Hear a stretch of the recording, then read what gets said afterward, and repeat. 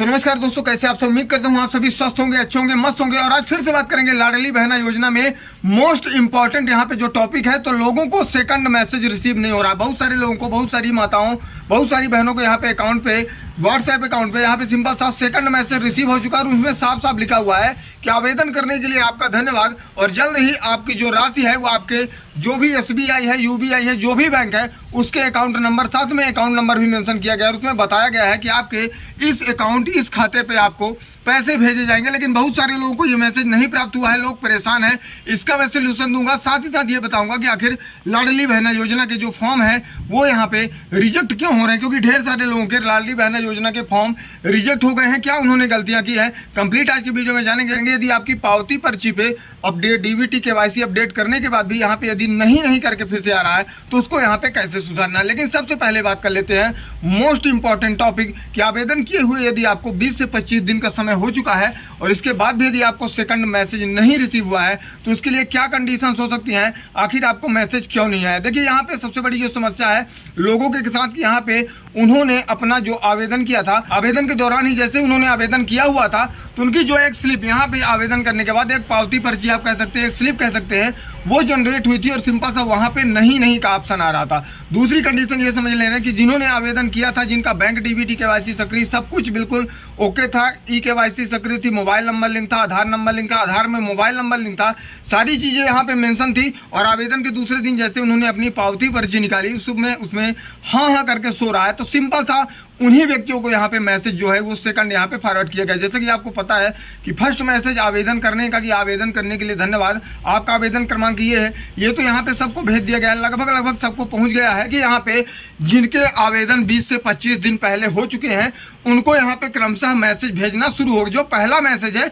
वो लगभग 10 से 15 दिन में सभी के पास यहाँ पे रिसीव हो रहा है। रहा सवाल दूसरे मैसेज का, तो दूसरा मैसेज अभी उन्हीं व्यक्तियों को ट्रांसफर किए जा रहे हैं जी, क्योंकि 22 से 25 दिन जिनको आवेदन किए हुए हो चुके हैं और जिनका आवेदन के दौरान ही बैंक DBT और KYC दोनों चीजें बिल्कुल सक्रिय थी, उन्हीं को यहाँ पे मैसेज यहाँ पे भेजे गए हैं। चलिए बात कर लेते हैं कि यहाँ पे DBT और बैंक में लाइन लगने के बाद, KYC कराने के बाद, सब कुछ करने के बाद, आवेदन वहाँ पे बैंक में देने के बाद, पूरा फॉर्म वगैरह फिल करने के बाद, आधार कार्ड जो भी पूरा यानी 1000 के चक्कर में पूरी अपनी जिंदगी की सारे दस्तावेज जमा करने के बाद भी आपका भी पावती पर्ची में नहीं यहाँ पे DBT और KYC शो कर रहा है। क्योंकि आप समग्र पोर्टल पे जा रहे हैं तो वहाँ पे चेक कर रहे हैं तो आपका सब कुछ हाँ करके दिखा रहा है। लेकिन बहुत सारे लोगों के सवाल है, बहुत सारे लोगों के कमेंट है, बहुत सारे लोगों की ये परेशानी है कि आखिर सर वहाँ पे समग्र पोर्टल पे मैं चेक कर रहा हूँ तो सारी चीज़ें बिल्कुल हाँ करके आ रही हैं, लेकिन जैसे मैं यहाँ पे अपना जो भी व्हाट्सएप पे मैसेज आया है या कि मैं जाके लाडली बहना की ऑफिशियल साइट पे जाके मैं जैसे ही चेक करता हूँ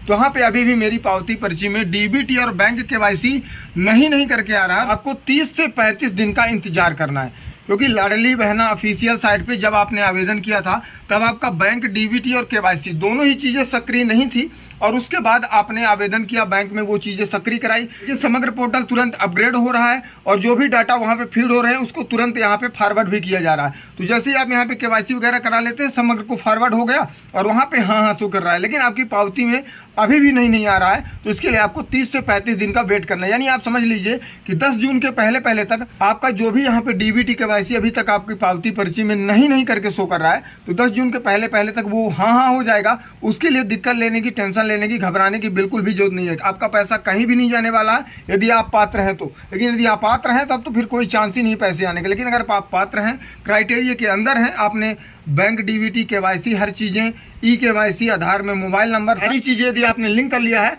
तो समझ लीजिए कि 10 जून से लेके 7 जुलाई तक जो भी पैसे ट्रांसफर होने वाले हैं, 7 जुलाई तक, इसलिए क्योंकि क्रमशः लोगों के जैसे बैंक यहाँ पे अपडेट होते जा रहे हैं, जैसे लोगों की KYC होती जा रही है, जैसे लोगों के आवेदन होते जा रहे हैं, उसी क्रम के किस्त बाय किस्त यहाँ पे सबके अकाउंट में पैसे डाले जाएंगे। उसके लिए घबराने, परेशान, टेंशन लेने की जरूरत नहीं है। रहा सवाल कि यहाँ पे हाँ को नहीं में कैसे बदलना है, तो इसके लिए सिर्फ आपको इंतजार करना है, आपकी पावती पर्ची अपडेट हो जाएगी और बड़ी आसानी से आपका हाँ शो करेगा। और यहाँ पे जो दूसरा मैसेज है तो दूसरा मैसेज भी ऐसे ही क्रमशः आपको आएगा। जब सारी चीज़ें आपकी अपडेट हो जाएंगी उसके बाद आपको यहाँ पे सेकंड मैसेज, जरूरी नहीं है कि व्हाट्सएप पे ही आए, आपके इनबॉक्स पे भी मैसेज, क्योंकि बहुत सारे लोगों का सवाल था कि सर मेरे पास व्हाट्सएप ही नहीं है, मेरा छोटा वाला फ़ोन है, तो आपको संदेश के माध्यम से भेजा जाएगा, और जिनके पास बड़े मोबाइल हैं उनको व्हाट्सएप के माध्यम से भेजा जाएगा। उम्मीद करता हूँ दी गई जानकारी आप समझ पाए होंगे। कोई समस्या, सवाल, सुझाव है तो आप नीचे कमेंट सेक्शन में जरूर बताएं।